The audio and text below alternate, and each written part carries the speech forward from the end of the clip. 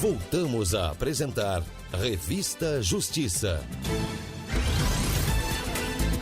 E estamos de volta com o Revista Justiça Especial Dia Internacional da Mulher. E você pode participar pelo WhatsApp 61 99975 8140 e pode nos acompanhar também ao vivo a partir desse momento pelo YouTube.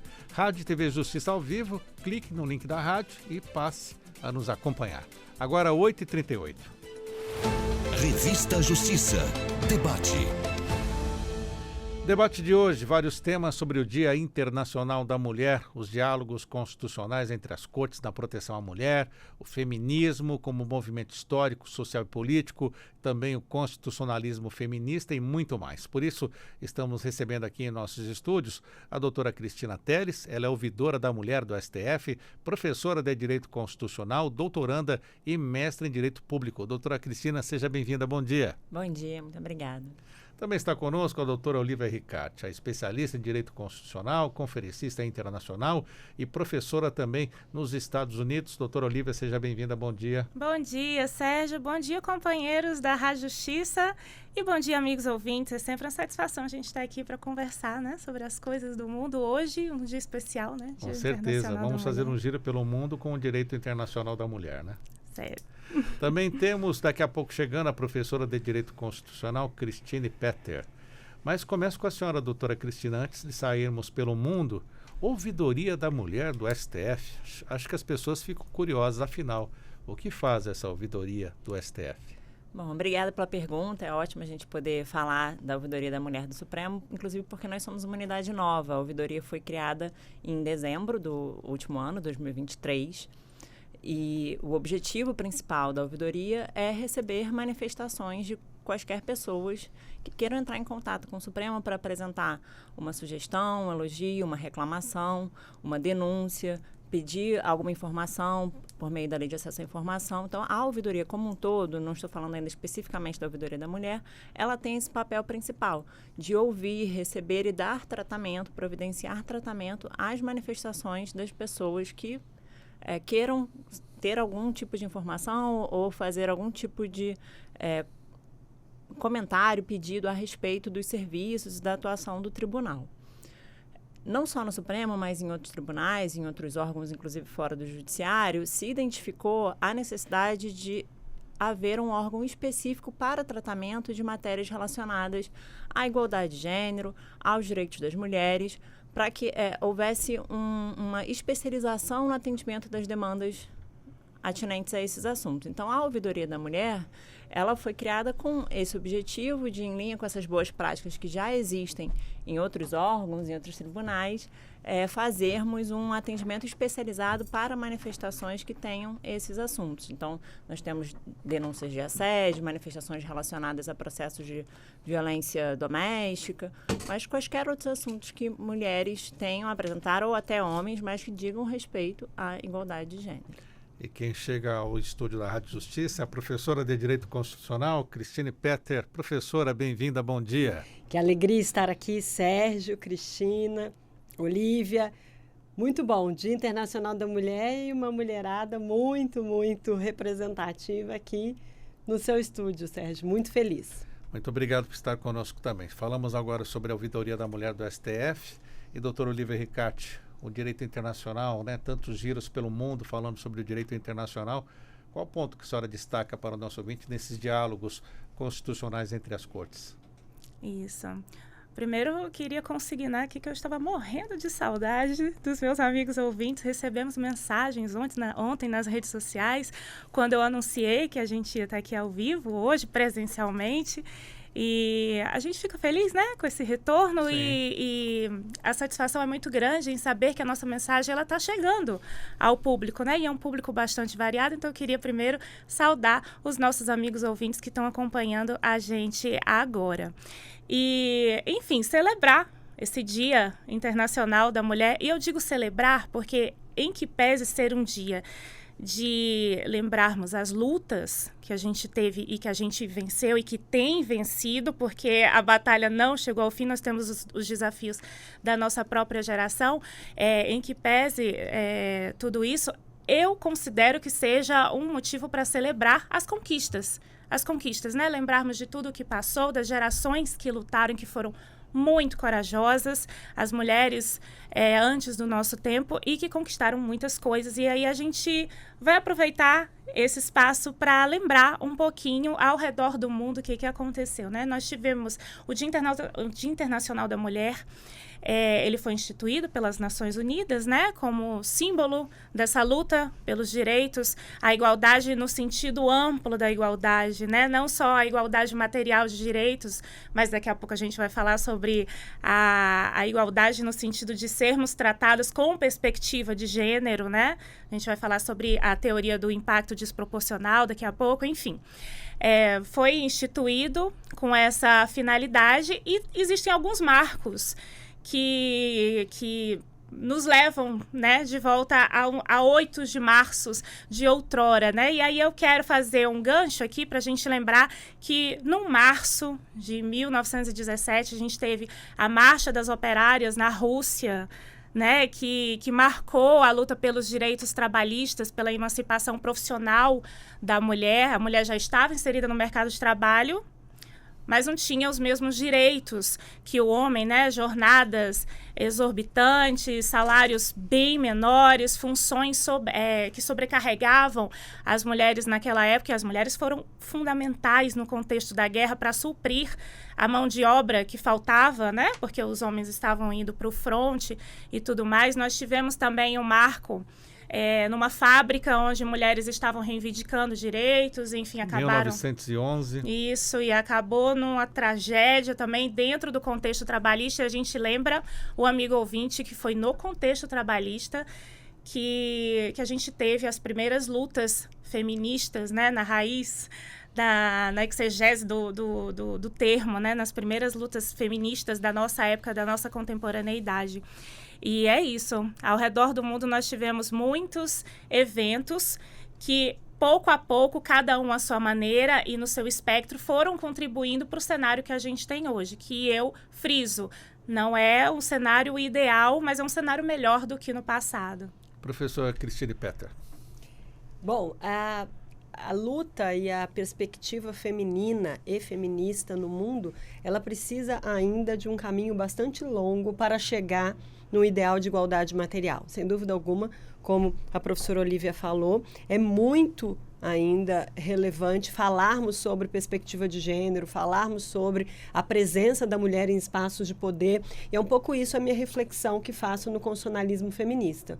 Constitucionalismo feminista esse que tenho a honra e o prazer de estar aqui ao lado da Cristina, que foi uma das primeiras acadêmicas a colocar este nome, né, numa dissertação de mestrado que defendeu lá perante uma banca da UERJ, e lembrar também da professora Maria da Salete Silva, né, que hoje na Universidade Federal da Bahia é uma das precursoras falando de constitucionalismo feminista já a partir da experiência constituinte de 1988. Então, acho que esse 8 de março, ele agrega no Brasil uma perspectiva de gênero sobre tudo quanto. Falarmos de Suprema Corte, falarmos de diálogos judiciais, falarmos de ouvidoria da mulher, precisa ter esse olhar da mulher sobre isso. E também nos perguntarmos, onde entra a teoria do impacto desproporcional, que eu acho que é algo que a gente vai precisar aprofundar e tornar dogmática disso, a experiência acadêmica disso mais radical e mais profunda, que é quais são as consequências que as decisões judiciais ou que as próprias leis ou que a interpretação do direito tem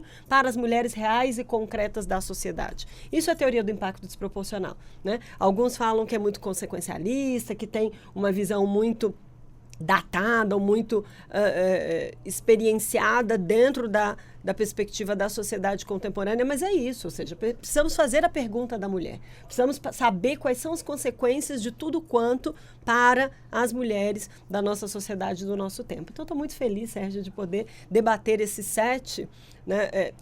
8 de março, que vai se agregar tanto a outros 8 de março, a tantas outras lutas que o futuro nos reserva.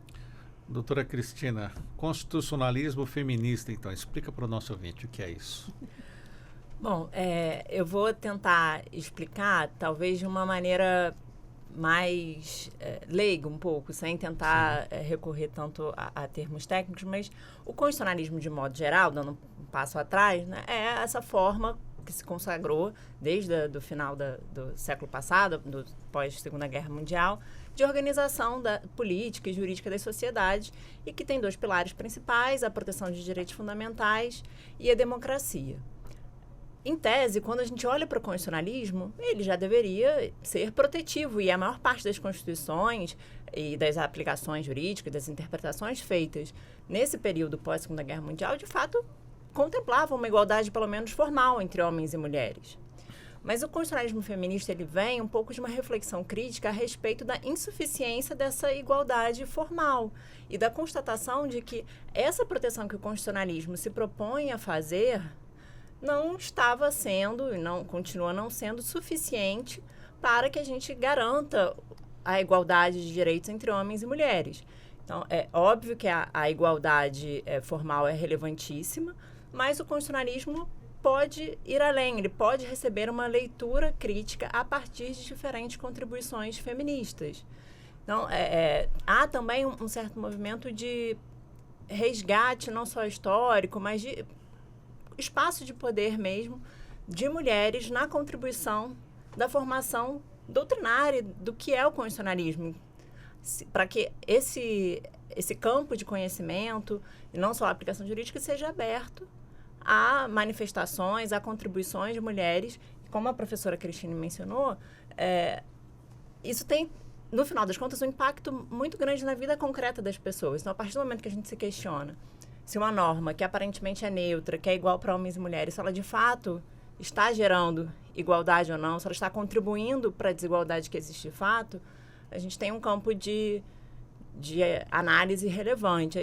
Vou citar um exemplo para a gente talvez seguir aí por favor, nessas discussões. citem exemplos que sempre ajudam na compreensão. Quando a gente fala em constitucionalismo feminista, a gente consegue extrapolar os questionamentos a respeito de gênero dessa lógica da igualdade formal, como eu estava mencionando. Então, o nosso problema não é se as normas distinguem já na sua literalidade mulheres e homens de forma injusta. A gente examina mesmo normas neutras. E aí, um exemplo é o próprio orçamento, porque o orçamento dos países, de modo geral, ele não vai distinguir mulheres e homens. Então, a gente poderia pensar que esse é um campo que a gente não vai ter nenhuma reflexão crítica a se fazer. Mas já há questionamentos nesse sentido, por exemplo, produtos de higiene íntima feminina serem tributados como artigos de luxo. Então, essa é uma realidade de muitos países, para alguns itens, realidades no Brasil. Então, por que a gente tem um absorvente tributado, e isso foi uma realidade por muito tempo, tributado como um perfume e não como um papel higiênico, um sabonete? Essas questões, elas, por vezes, ficam submersas. Eu, por exemplo, não sabia, acredito que muita gente que está ouvindo a rádio não sabia disso. É um exemplo de aplicação dessa reflexão crítica que o feminismo nos traz para o direito como um todo.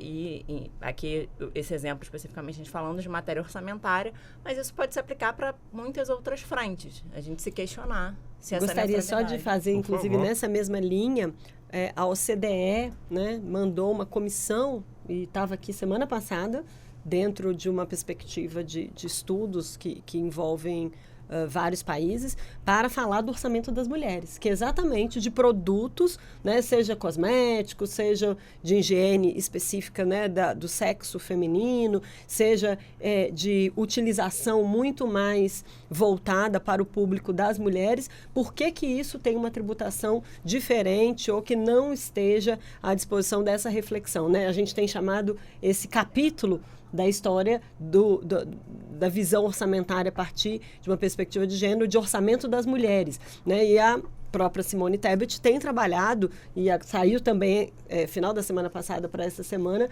um grande documento com várias diretrizes, né, da perspectiva de gênero em várias áreas do próprio governo. Não é algo fácil, mas é algo que já está à nossa disposição, e nós temos que aproveitar esse momento. E agradeço muito aqui, Sérgio, tanto a você, quanto à Rádio Justiça, quanto aos ouvintes, que realmente prestem atenção nisso, não como um privilégio para as mulheres, mas como uma necessidade de toda a sociedade, porque enquanto enquanto essa igualdade de gênero não estiver em perspectiva em todas as áreas, seja o orçamento, como a Cristina colocou aqui o exemplo, seja na perspectiva da sociedade, né, da vivência comum, mulheres e homens vivendo e mostrando quais são as suas necessidades específicas em cada campo, realmente a gente não vai avançar. Doutora Olivia Ricarte, dentro do cenário internacional, durante as suas aulas, suas palestras aí pelo mundo, com certeza surgem, né, essas questões sobre o direito da mulher. O que a senhora pode trazer de importante para o nosso debate? Sim, surge. Existe o constitucionalismo feminista também, feminino também? Existe e nós temos precedentes. Né? E existem, inclusive, precedentes, né, de cortes internacionais, de cortes superiores, cortes constitucionais, né, ao redor do mundo. E a gente tem percebido, e que bom que a gente tem percebido, que existe esse movimento de diálogos entre cortes constitucionais. E esse diálogo, embora nós temos percebido que nos últimos anos, né, com a polarização, e a gente fala muito disso, né, sobre polarização política, ideológica, e isso afeta também nos diálogos entre as cortes constitucionais, no sentido de que há um contramovimento que contrapõe essa noção de direito constitucional globalizado, né, porque o constitucionalismo, ele funciona, né, como um cerne para garantias de direitos fundamentais. A gente fala de garantia, claro, outros direitos também, mas a gente está falando de garantias de direitos fundamentais especificamente porque nos são negados muitos direitos de natureza fundamental quando a gente pensa em constitucionalismo feminista, quando a gente pensa em direitos da mulher. A gente pode citar outros exemplos? Pode, por exemplo, o reconhecimento da natureza como sujeito de direito, né? A gente pode citar esse exemplo, que também é um exemplo super atual de diálogos entre cortes constitucionais. O estado de coisas também é um exemplo super atual, mas dentro da seara do constitucionalismo feminista também é um movimento forte. A polarização ideológica tem atrapalhado um pouco, mas aí é o nosso papel de contrapor, né, e fazer valer os desafios da nossa geração, porque é um desafio da nossa geração, assim como as outras gerações antepassadas tiveram os desafios próprios da sua época. Mas, em que pese cada geração ter os desafios próprios da sua época, eu quero trazer um exemplo aqui de como o constitucionalismo feminista é um desafio atual da nossa contemporaneidade, mas se comunica com as gerações anteriores. Vamos ver aqui um exemplo. Não faz muito tempo, o STF abordou um tema muito interessante, que seria a incidência do imposto de renda na pensão alimentícia, né? E isso impacta diretamente a vida da mulher. Por quê? Porque a partir do momento que incide o imposto de renda nesse tipo de valor, né, onde é que está a igualdade material? Porque a mulher, a pensão alimentícia não é renda, não gera riqueza, né? Então, assim, a partir do momento que tributa, o constitucionalismo feminista entra em cena no sentido de equiparar essas relações, tratar os desiguais na devida desigualdade, né? Na proporção da sua devida desigualdade. E, amigo ouvinte, essa questão não é tão nova assim, porque ela foi tratada lá na Suprema Corte dos Estados Unidos. E, olha, faz bastante tempo, viu? Faz bastante tempo e a gente continua discutindo sobre isso. Para vocês terem uma ideia, a Corte Suprema dos Estados Unidos tratou essa questão em 1935, há muito tempo atrás. E a gente continua tratando ela hoje aqui dentro do cenário brasileiro. Então, as nossas antepassadas fizeram por onde, fizeram seu papel, mas a gente precisa, além de lutar pelos desafios do nosso tempo e do futuro, manter os que foram conquistados no passado. Professora Cristine Petter, o STF e o papel também, né, que a senhora acompanha nessa defesa dos direitos das mulheres. algo que podemos dizer que foi inspirador até para outras cortes se basearem nas nossas decisões aqui do STF? Bom, o Supremo Tribunal Federal tem sintonizado de forma muito intensa e muito interessante essas questões do constitucionalismo feminista contemporâneo. Gostaria de fazer um passo atrás sobre a ideia do constitucionalismo, completando o que a Cristina já falou, no sentido de que o constitucionalismo feminista, ele nasce da inquietação de metade da população mundial com as questões, especialmente as questões macro do Estado, né, as grandes questões constitucionais que envolvem, né, separação de poderes, que envolvem garantia de direitos fundamentais para homens e mulheres, não terem vozes femininas para serem ouvidas. Então, onde estão as mulheres do direito constitucional? É a pergunta básica. Essa corrente, ela nasce com este nome a partir das experiências de professoras de direito constitucional que perceberam a ausência de livros e referências doutrinárias de mulheres no constitucionalismo. Como o constitucionalismo é um espaço de poder, isso reproduz a ausência de mulheres nos espaços oficiais de poder, como, por exemplo, Câmara dos Deputados, como, por exemplo, Senado Federal, como, por exemplo, Assembleias Legislativas Estaduais. Então, esse passo do constitucionalismo fez com que nós chegássemos à Suprema Corte também nos perguntando, cadê as mulheres? Então, a pergunta mais óbvia que se faz é, cadê as ministras? Né? Nós tínhamos 2 e agora só temos uma. Né? Então, por que não mais ministras compondo? Ontem, né, na abertura da exposição aqui, o ministro Luiz Roberto Barroso e a ministra Carmen Lúcia fizeram questão de dizer, estamos aguardando novas mulheres indicadas ao Supremo Tribunal Federal. Isso não é necessariamente um ativismo ou uma campanha para mulheres. É porque é natural que uma sociedade que seja composta 52% do eleitorado por mulheres, as mulheres estejam presentes, elas estão prontas. Né? Então, na nossa história, o constitucionalismo feminista pergunta, e o Supremo Tribunal Federal, quando começou, né, e isso tem na figura da professora Salete Maria, na figura da dissertação da Cristina, na figura de tantas mulheres, né, eu, por exemplo, a professora Estefânia Barbosa, a professora Melina Fachin, temos viajado Brasil afora em busca das referências femininas, porque elas existem, né? Então, a Rosa Russomano, por exemplo, é uma professora das décadas de 50, 60 e 70 no Brasil, foi parte da Comissão Afonso Arinos de fazer a Constituição, e é uma mulher invisibilizada, silenciada nos nossos bancos escolares e acadêmicos do direito constitucional. Então, o que o Supremo fez? Ele resgatou isso, e a sua jurisprudência já é bastante caudalosa, né? Eu tenho pelo menos uns 60 a 70 precedentes em que o constitucionalismo feminista, ainda que não com esse nome, tem sido a base teórica de decisões muito importantes. Então, dentro dessas decisões, quando a gente vai ao exterior e apresenta isso, por exemplo, eu tenho um projeto com o Canadá. Apresento isso às canadenses que têm socialmente e culturalmente uma vivência feminista muito mais avançada, muito mais consolidada do que no Brasil. Eles ficam assim, como que a Suprema Corte brasileira tem tantos precedentes? Né? Então, realmente, claro, o nosso volume de julgamentos é muito maior do que qualquer corte no mundo, então tudo que a gente faz aqui vira muito, mas realmente a referência brasileira tem sido levada como uma referência vanguardista, uma referência-chave em vários precedentes em que o olhar sobre a perspectiva de gênero está presente nas decisões do Supremo. Vamos fazer um intervalo aqui no Revista Justiça nesse debate sobre o Dia Internacional da Mulher e já voltamos. Lembrando que você pode nos acompanhar ao vivo com imagens aqui do estúdio pelo YouTube da Rádio e TV Justiça. Até já.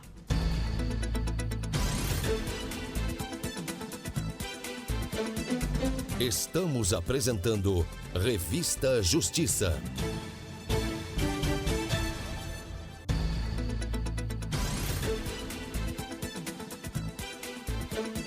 Voltamos a apresentar Revista Justiça.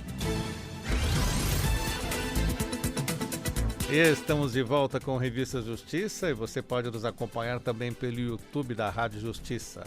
9 e 5. Revista Justiça. Debate. Dia Internacional da Mulher, vamos continuar com o nosso debate, vamos falar sobre os diálogos constitucionais, constitucionalismo feminista, o feminismo como movimento histórico e muito mais com as nossas convidadas. Já estão aqui em nossos estúdios para essa segunda parte a doutora Olivia Ricarte, que é especialista em Direito Constitucional, conferencista internacional e professora, também a professora de Direito Constitucional Cristine Petter e ainda a doutora Cristina Teres, que é ouvidora da mulher do STF, professora de Direito Constitucional, doutoranda e mestre em Direito Público. Doutora Cristina, vamos voltar a falar um pouco sobre a ouvidoria da mulher do STF, o que temos assim de experiências do exterior também, que serviu de base para que possamos ter esse atendimento à mulher? Claro. Bom, a ouvidoria é um instrumento, como eu havia comentado antes, de facilitação da comunicação dos órgãos públicos com a cidadania, com os cidadãos de modo geral. Nem todos os países possuem ouvidoria, não é uma coisa comum, em especial no judiciário. Então, o Brasil, de certa forma, ele está na vanguarda desse tipo de desenvolvimento institucional. Ontem, até como a gente vinha comentando aqui no intervalo, nós recebemos, inclusive, algumas magistradas francesas que vieram conhecer a ouvidoria, em especial elas tinham interesse em conhecer o papel da ouvidoria da mulher, justamente porque na França não há nada similar a isso. Então, esse instrumento de aproximação da cidadania com os órgãos públicos de modo geral, ele é muito importante e está muito bem amadurecido já no Brasil. O Brasil, na verdade, funciona sob esse aspecto como um exemplo até para outros países. A ouvidoria da mulher, em especial, ela tem essa função no Brasil muito também porque nós temos deficiências graves no atendimento das mulheres. Talvez, se fôssemos uma sociedade mais igualitária, não fosse necessário a gente ter um atendimento especializado para as mulheres, uma ouvidoria neutra que atende, digamos assim, né, que pudesse fazer o mesmo tipo de atendimento para homens e mulheres, para questões variadas e questões de gênero, poderia ser suficiente. Mas aqui a gente tem um reconhecimento de que, em especial, casos que envolvam possíveis denúncias de assédio ou algo relacionado à violência, que são fenômenos ainda muito presentes no Brasil, infelizmente, eles precisam de uma atenção diferenciada. As mulheres ainda enfrentam muitos obstáculos para terem a coragem de conseguir se manifestar. E coragem não é nem exatamente a palavra, porque não é o que falta a essas mulheres, não é exatamente coragem, mas é suporte institucional para que elas sintam-se seguras, porque muitas vezes denunciar não é seguro. E aí, o que a gente faz para oferecer essa segurança? Esse é o nosso papel. A gente tem que oferecer a essa mulher garantia de anonimato, garantia de segurança, para que ela procure e saiba que, dentro da ouvidoria da mulher, a manifestação dela será tratada com confidencialidade, com respeito, e que a gente vai obter algum tipo de suporte para ela. Muitas vezes, as mulheres que nos procuram, elas não tem um assunto que seja exatamente da competência do Supremo ou da ouvidoria do Supremo, por consequência. Mas nós temos uma preocupação de não responder essas mulheres simplesmente com você veio ao lugar errado. Porque uma mulher que está numa situação de violência, ela chegou no lugar errado, mas já foi provavelmente para ela muito difícil fazer esse caminho, de chegar a algum lugar, de fazer essa denúncia a algum lugar.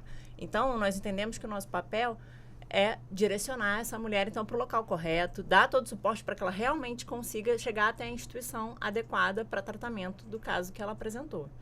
Então, assim, é um desafio, não é algo que a gente tenha muitas experiências exteriores que nos permitam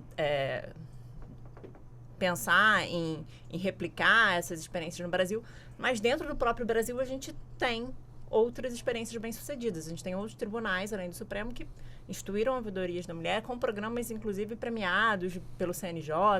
A gente tem um programa premiado do Tribunal de Santa Catarina, que dá suporte de segurança às mulheres que apresentam suas manifestações via ouvidoria da mulher. Então, acho que a gente tem também um diálogo com outros órgãos do próprio judiciário brasileiro. E que tipo de demanda você recebe mais na ouvidoria da mulher, dessas mulheres que a procuram? É a questão sobre os processos ou é só mais a questão de violência?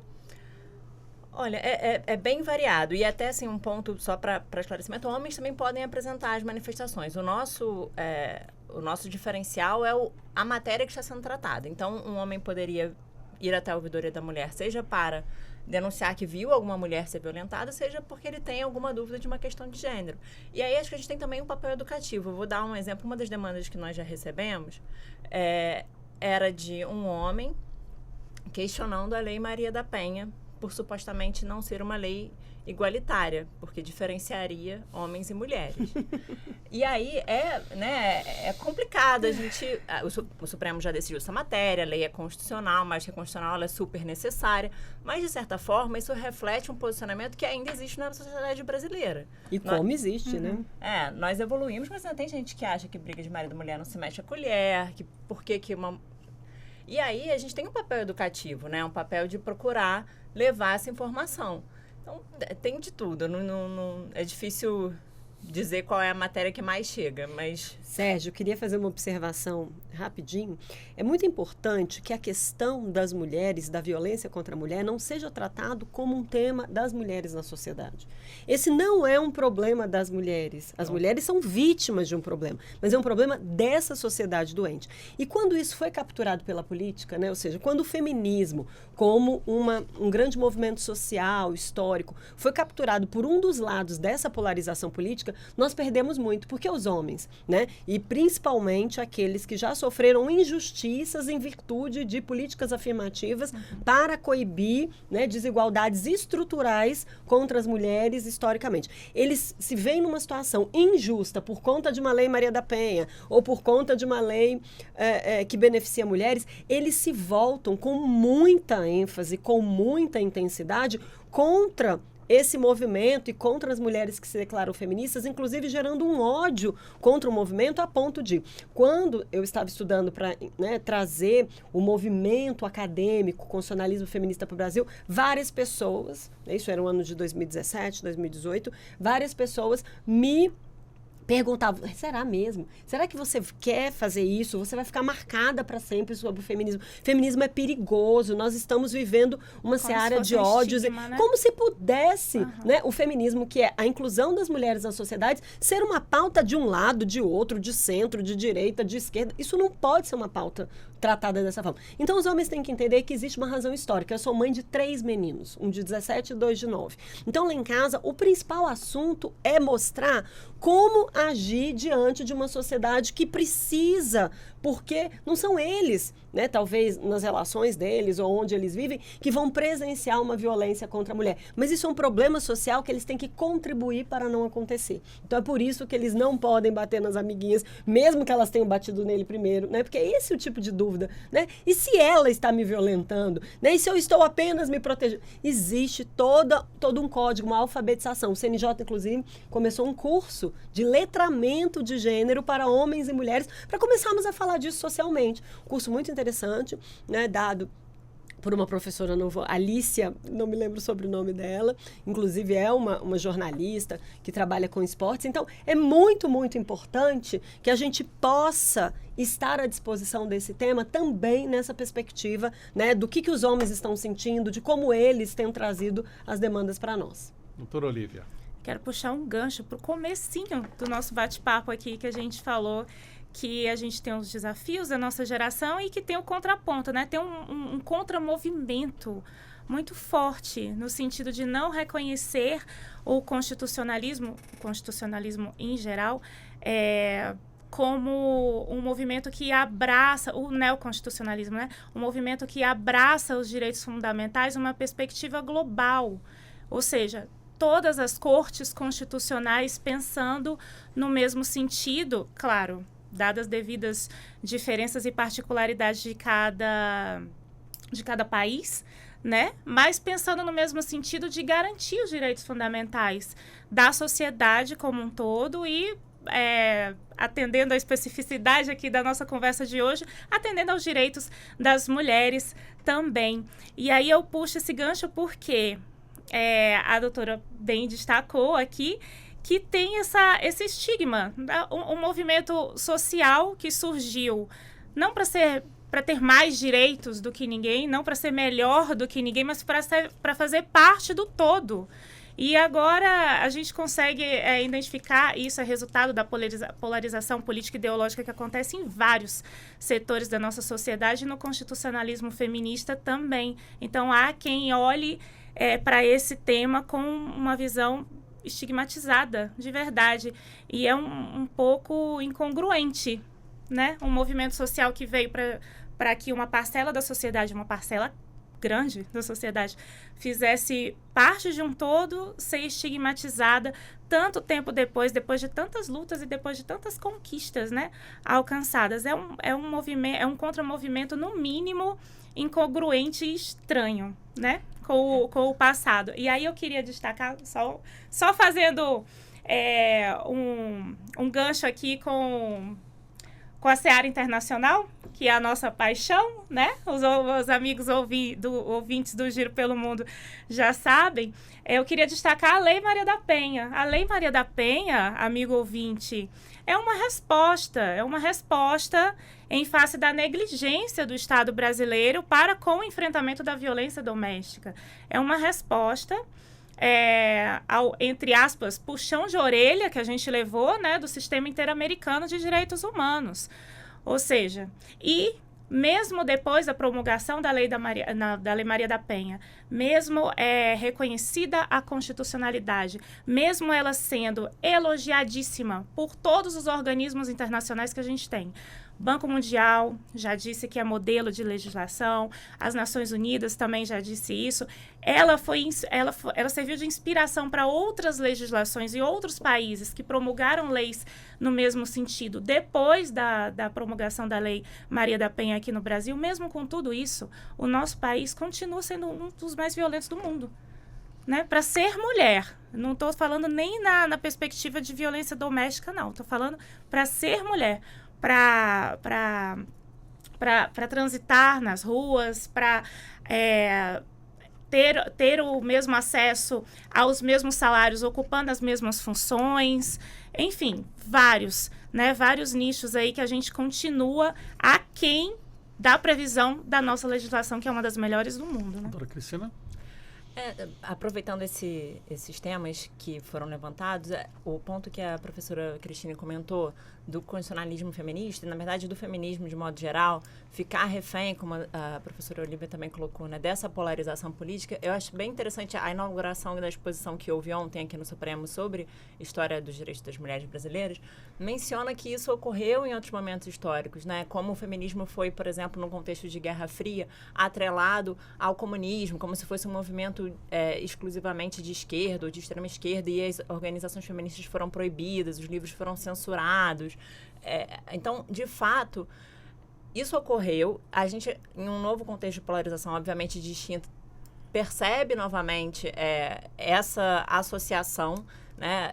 Sendo que, na realidade, o feminismo é um movimento super plural de igualdade, e é igualdade no sentido mais amplo, né? Um movimento que a gente fala aqui, óbvio, né, em mulheres para fins até de simplificação de linguagem, mas existem muitas mulheres, então mulheres cis, mulheres trans, mulheres negras, mulheres brancas, cada uma dessas mulheres com demandas diferentes, e o feminismo se propõe a abarcar tudo isso. É um movimento que, portanto, não deve ser associado a um tipo de corrente política específica, e que a gente até tem algumas pesquisas no Brasil que mencionam que muitas mulheres não gostam ainda de se reconhecer feministas, mas elas abraçam as causas quando as causas são apresentadas, causas relacionadas ao feminismo, mas sem o rótulo, a adesão é enorme, porque estigma, você né? vê que o estigma está no agente. Então, elas apoiam o feminismo, mas elas têm ainda, em alguns casos, receio de se dizerem feministas. Elas por conta desse vivem o estigma. Feminismo. Exatamente.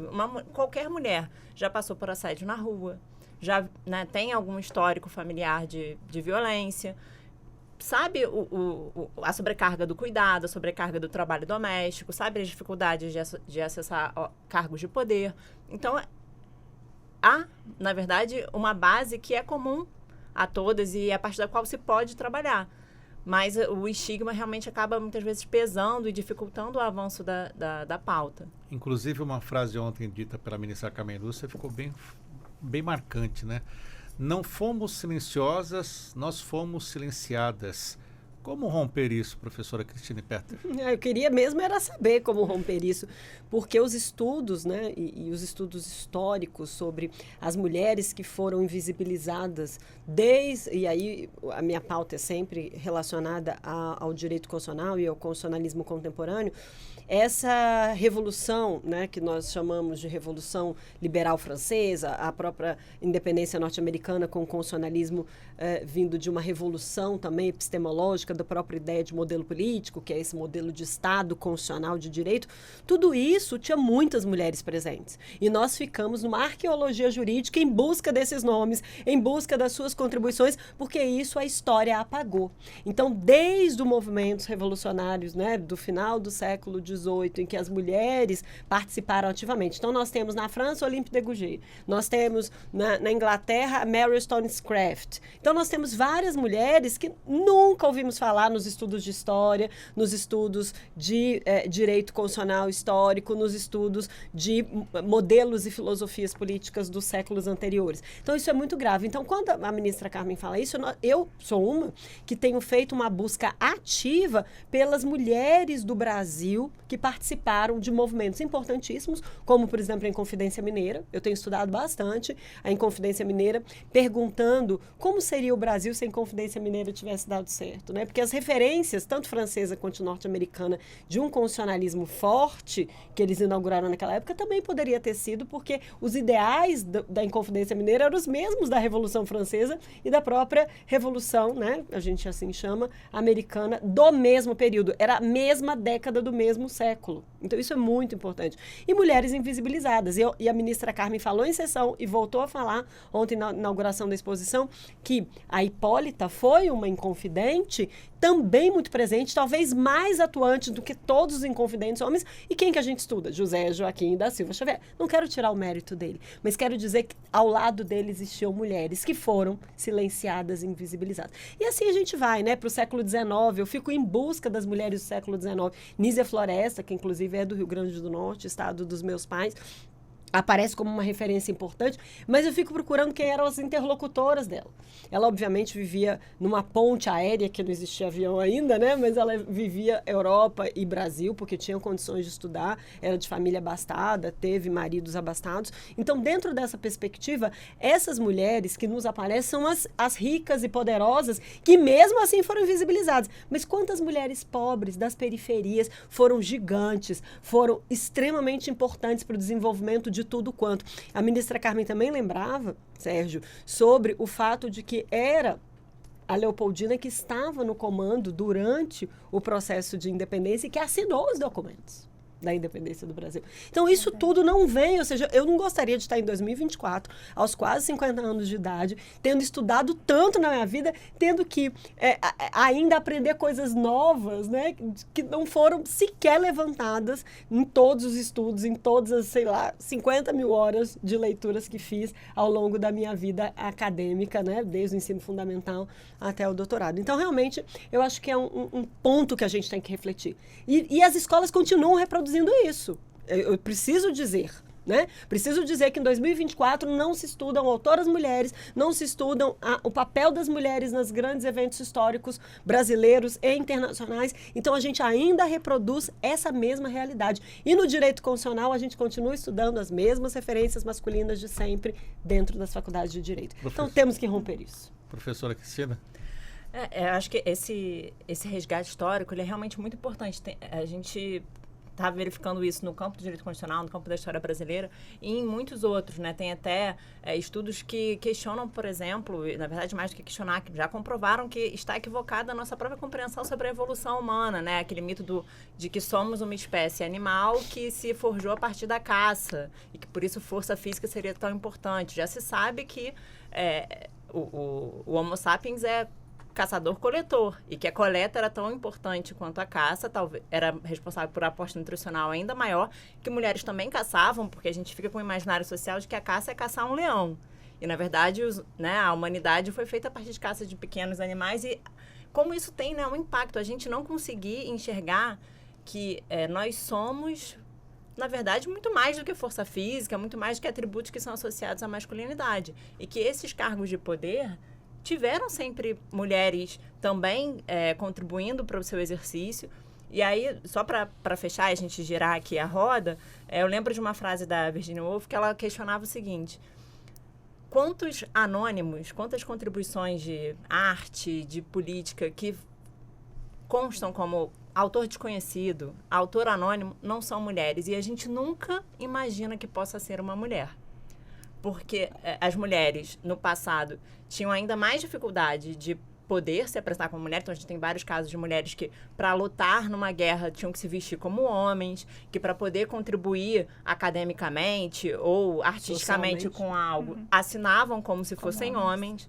E muitas assinavam como anônimos. Então, havia pintoras, escritoras que apresentavam suas obras em busca de alguma remuneração, algum patrocínio, como anônimo. Mas a gente nunca imagina, quando a gente vai no museu e tem um quadro que é de autor desconhecido, a gente não costuma associar que aquele artista possa ser uma mulher.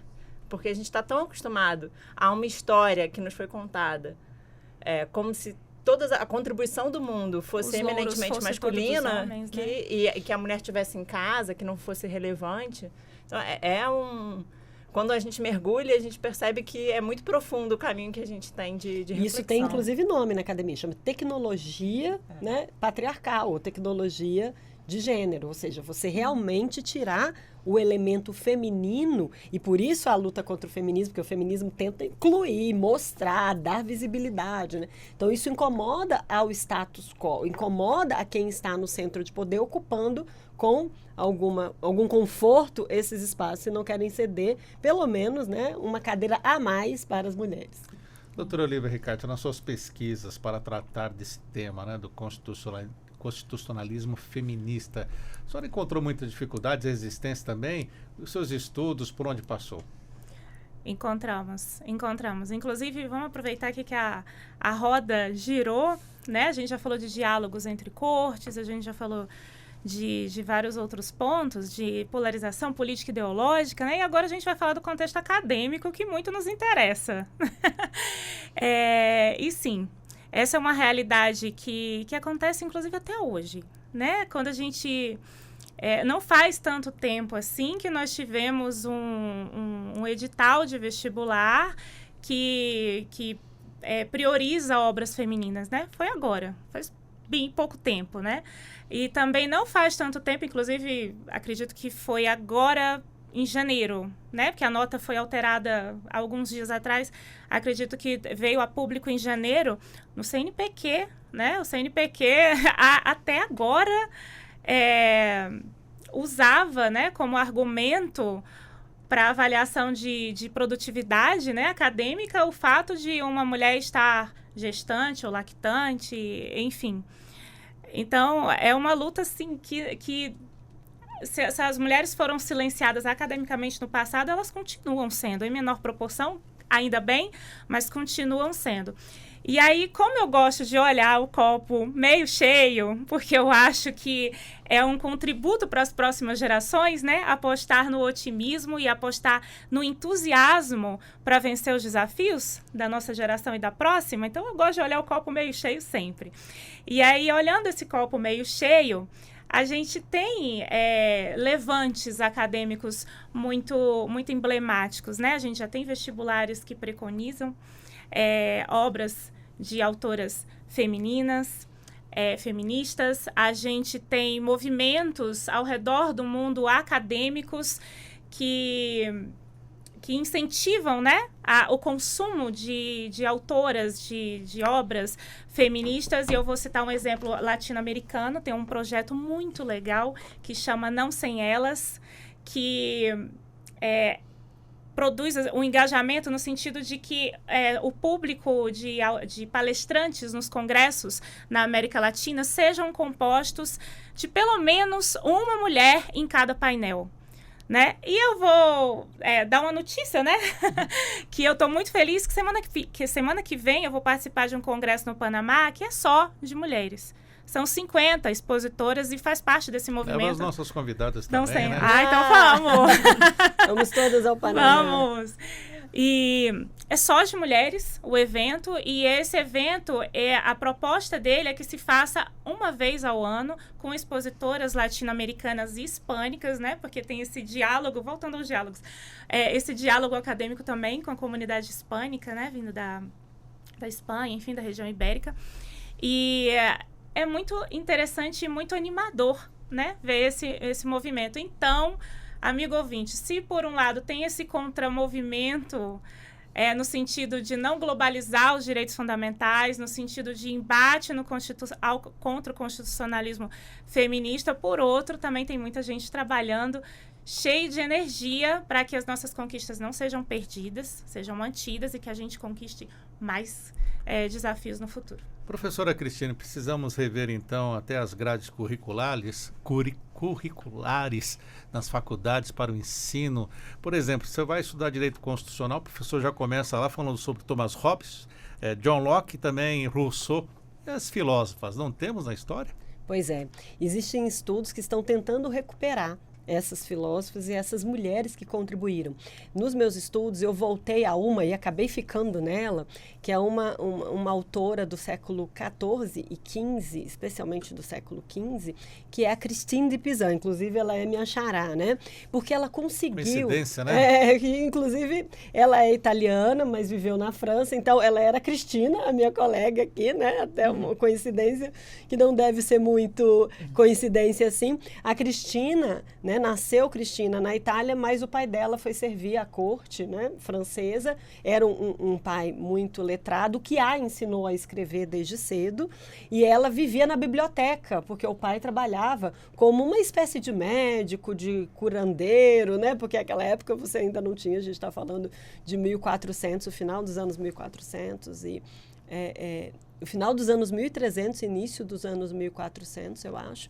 Então, essa experiência de Christine de Pizan me trouxe um pouco essa busca ativa pelas mulheres que compunham esses diálogos e essas discussões que geraram a filosofia moderna e que inspirou a Revolução Francesa, que é o marco da idade contemporânea da história. Então, realmente, elas estavam lá, elas estavam contribuindo, seja com as suas inteligências, sejam com as suas percepções intuitivas, mas a gente tem ali, tanto na Idade Média quanto no início do Estado moderno, uma caça às mulheres que quisessem sair do seu papel instintivo e biológico de maternidade, de cuidado da prole, de crescimento da família como uma instituição social que no Estado moderno foi revisitada, né, trazendo aí uma perspectiva mais individual, mais única, mas que era muito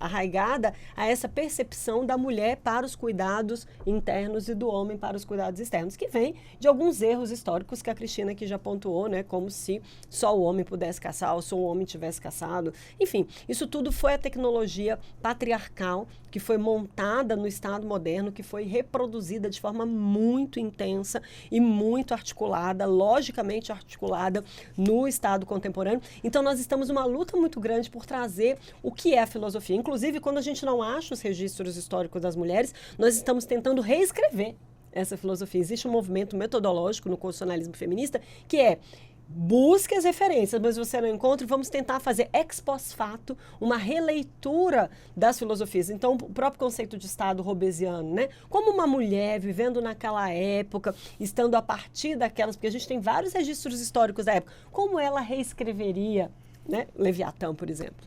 Como ela reescreveria o espírito das leis de Montesquieu? O que é o contrato social de Rousseau pela visão das mulheres da época desse filósofo? Então, nós temos feito é divertido, né? É quase uma brincadeira, mas que tem um fundo filosófico de reflexão sobre o papel do feminino, o papel da mulher, o papel dessa parcela importante da sociedade e da humanidade daquela época, que a gente não tem muito como recuperar. Uma espécie de Dom Casmurro, versão da Capitu. Versão da Capitu. Né? E o que você pode destacar de Christine de Pizan nesse seu estudo que poderia ser aplicado hoje?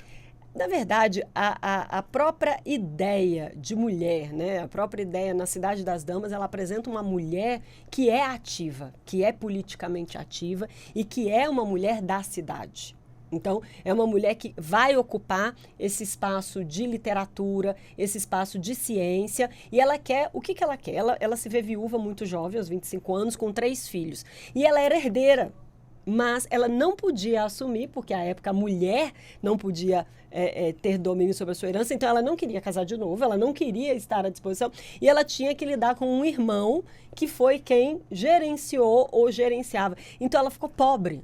para criar 3 filhos sozinha, 3 filhos pequenos, e pobre porque ela não dialogou com esse irmão para conseguir vivenciar a sua herança. Então ela passou fome, ela teve dificuldades, né? Sendo uma mulher rica, herdeira, não podia gozar por conta do direito da época, por conta das regras sociais da época, dessa riqueza. Então ela começou a escrever, como ela sabia ler e escrever, ela começou a escrever. Então ela trouxe na contribuição da literatura essa voz ativa das mulheres. E por isso que ela é uma das únicas que a gente consegue recuperar. Porque depois a corte portuguesa conseguiu recuperar esses escritos da biblioteca francesa e aí começou a reproduzir em Portugal, por conta da força das mulheres portuguesas, né, essa proatividade feminina na construção da literatura. Ela construía biografias de mulheres da corte, então ela conseguiu reproduzir a sua visão de mulher dentro. Então se falava de tudo, de família, de trabalho. Então A Cidade das Damas é realmente um livro que merece ser lido e estudado. Cidade das Damas. É uma referência. Ainda sobre esse livro, assim, eu acho que às vezes a gente pode ficar com uma impressão de que ela estava lutando pelo direito a uma herança e isso a gente já conquistou. Estava lutando por um direito de uma participação mais ativa e isso já conquistou. Mas existe algo que a gente consegue pegar dali e aplicar muito perfeitamente até hoje, que é essa artificialidade da divisão do espaço público e privado. Eu acho que isso está na raiz de muitas questões do feminismo.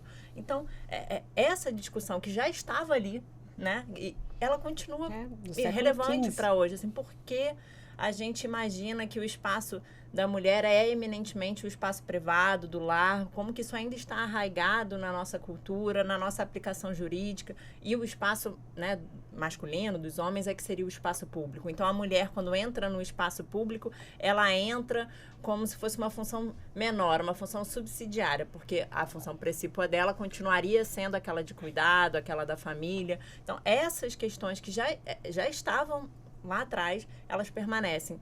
E isso eu acho que é fundamental dentro de uma perspectiva feminista, a gente continuar se questionando a respeito dessa divisão artificial entre público e privado. Sérgio, um dos temas mais importantes dos países que já estão bastante avançados em termos de feminismo é a divisão sexual do trabalho doméstico. Por quê? Em todos os outros espaços, países que já discutem isso há um século e meio, né, se você pensar no feminismo de uma forma mais ampla, as questões sociais podem estar resolvidas com leis, com cotas, com divisão institucional muito rígida, né, de postos de homens e mulheres, salários iguais, etc. Mas quando você chega em casa, ainda há, por conta dessa cultura que vem de Christine de Pizan, né? De que a mulher tem uma vocação maior para o cuidado da família, de arrumar a casa, de fazer a comida, de nutrir a prole. E o companheiro, ele é apenas o ajudante. Então, todos os estudos mostram em países, né, especialmente os nórdicos, que estão muito avançados, que a mulher trabalha 50% mais, 40% mais do que os homens, numa sociedade que já está educada. Então, a gente falava dos currículos, né? Então, essa questão dos currículos, ela é essencial não apenas por uma questão acadêmica, de descobrirmos as mulheres que foram potentes nessa arqueologia das mulheres nos espaços de destaque e poder, mas principalmente para que os homens efetivamente entendam que o papel social de cuidar da humanidade, fazer a humanidade para frente, fazer a humanidade ser melhor, é um papel dividido, não é um papel que o homem ajuda a mulher. O homem tem a sua parte. Então, essa talvez seja a lição mais sofisticada e que é de 10 séculos atrás, 5 séculos atrás, né, que a gente precisa fazer. Doutora Olívia, a senhora como especialista também em América do Sul, o que podemos falar sobre essa igualdade dos direitos pela América? Pela América do Sul? Sim.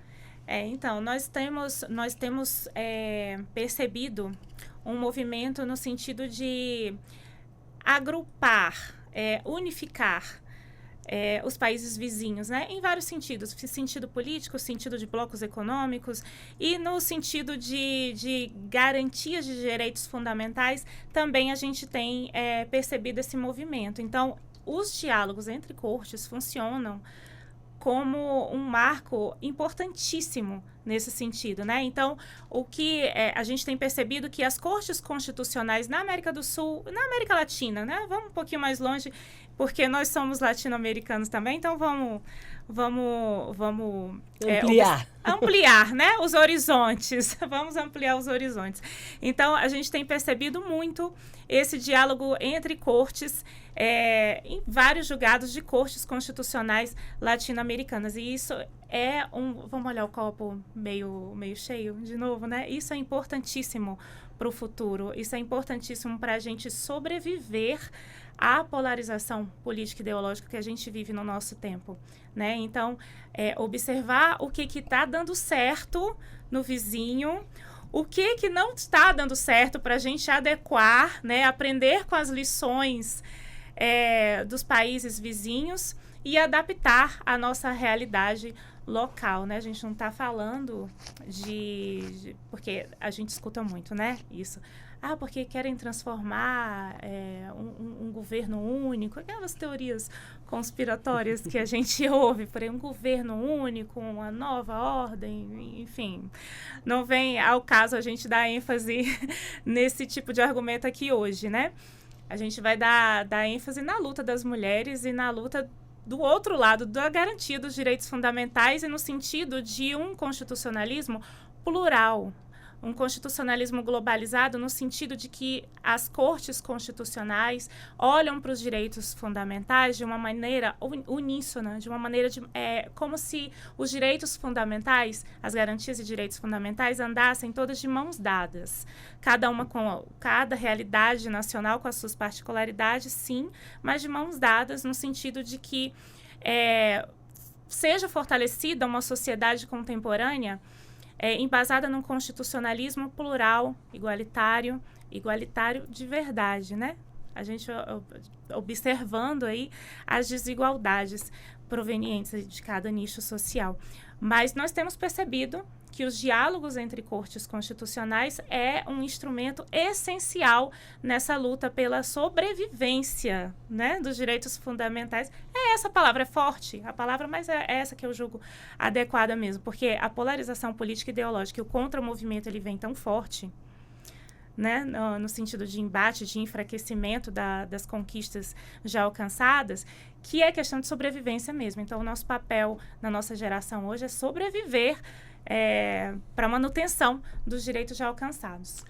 Infelizmente, conversa boa, passa rápido, o tempo vai acabando. Já quero começar agora a agradecer e também partir para as considerações finais. Doutora Cristina Telles, ouvidora da mulher do STF, professora de Direito Constitucional, doutoranda e mestre em Direito Público. Doutora Cristina, obrigado por estar conosco aqui na Rádio Justiça. E quem quiser fazer o acesso à ouvidoria, como é que faz? É muito simples. No site do Supremo Tribunal Federal, nós temos as informações a respeito dos formulários, dos locais em que a pessoa pode apresentar o seu pedido. Então, o nosso canal de entrada principal é online, é um formulário muito simples, é um login único, o mesmo login que a pessoa usa para acessar a carteira de vacinação, o GovBR, que ela usa para acessar a carteira de vacinação, serviços públicos de modo geral, é esse mesmo login que ela faz para acessar os formulários e enviar a manifestação à ouvidoria do Supremo. Nós também temos telefone disponível, temos atendimento presencial para quem estiver em Brasília e preferir esse caminho. Então, somos acessíveis de diversos caminhos. Nós recebemos cartas no endereço. Então, o importante é que as pessoas saibam que existe a ouvidoria, que a ouvidoria está presente para ouvi-las, e especificamente a ouvidoria da mulher. A gente quer ouvir essa manifestação, a gente quer tentar dar tratamento e melhorar a igualdade de gênero através dessa unidade. Muito obrigado por estar conosco aqui. Agradeço também a professora Olivia Ricarte, especialista em Direito Constitucional, conferencista internacional. Professor, obrigado. Eu que agradeço a oportunidade, o espaço, e o amigo ouvinte sabe que eu gosto de falar diretamente com ele, né? Então, amigo ouvinte, muito obrigada pela sua audiência. É sempre uma satisfação estar aqui na Rádio Justiça conversando com vocês, porque eu sei que a gente conversa telepaticamente. E as minhas redes sociais estão à disposição para a gente continuar a nossa conversa por lá. Espero não demorar muito para voltar aqui nos estúdios da Rádio Justiça. E foi uma honra dividir o espaço com dois ícones do constitucionalismo feminista. E, amigo ouvinte, fica a dica, coloca o nome delas no Google para vocês verem. São dois ícones, então foi uma honra estar presente aqui dividindo esse bate-papo com vocês. Muito obrigada, Sérgio, e até a próxima. Olivia _Ricarte, a rede social, né? Exatamente. Professora Cristine Petter, professora de Direito Constitucional, num currículo muito bem resumido aqui, né? Mínimo, mas sempre conosco aqui na Rádio Justiça, o exemplo de humildade. Obrigado. Querido Sérgio, minhas amigas do coração, Olívia, Cristina. Cristina, tive o prazer de conhecer pessoalmente só de eventos, mas que bom que estamos aqui já aprofundando esse nosso interesse comum, que é o constitucionalismo feminista. Realmente, estar na Rádio Justiça é me sentir em casa. Falar sobre diálogos internacionais é me sentir mais em casa ainda. É o tema também da minha paixão. Eu e a Olívia temos esse traço comum. O constitucionalismo feminista nasce para mim como essa necessidade mundial de professoras se reunirem para falar disso dentro das suas perspectivas acadêmicas, sala de aula, palestras, congressos. E a pergunta inicial disso é: cadê as mulheres, né? Então, realmente, no Dia Internacional da Mulher, poder, através de você, Sérgio, do programa, estar com essas mulheres tão potentes e importantes desse movimento que a gente tem chamado de constitucionalismo feminista. E eu tenho dito, o constitucionalismo é feminista desde a origem. Só não nos contaram isso e a gente está tendo que descobrir, ainda tendo que nos justificar, porque o constitucionalismo, se ele nasce excluindo as mulheres, excluindo as pessoas escravizadas que eram negras na sua maioria, excluindo as pessoas que eram analfabetas, ele não era o movimento que se propôs a dar liberdade, igualdade e fraternidade, né, de uma forma mais intensa para todos os segmentos da vida social e política. Muito obrigado. Só complementar rapidinho, Sérgio. Pois não. A professora falou, né? Perguntou, né? Lançou aí a provocação: cadê as mulheres? Nós estamos aqui e eu tenho certeza que tem um monte de mulher potente ouvindo a gente agora. Então, recado para elas: meninas, feliz Apareçam. dia e avante! Muito obrigado pelas nossas convidadas estarem aqui conosco, nossos agradecimentos. E lembrando que essa entrevista vai estar disponível também no YouTube da Rádio e TV Justiça. 9h46, intervalo. Na volta tem o giro de informações do Poder Judiciário Brasileiro. Até já.